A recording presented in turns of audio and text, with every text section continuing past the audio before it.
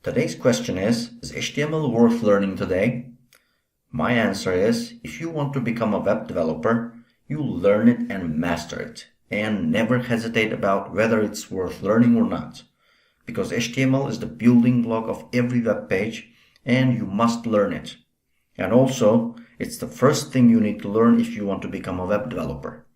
So I strongly believe that HTML is worth learning not only today, but also tomorrow in the future.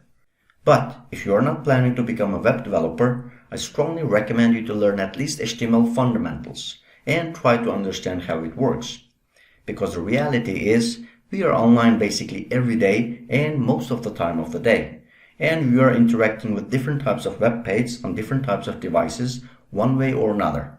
And most importantly, every web page in the world is built on HTML, so it's really worth learning the fundamentals of HTML and understand how things work with the web.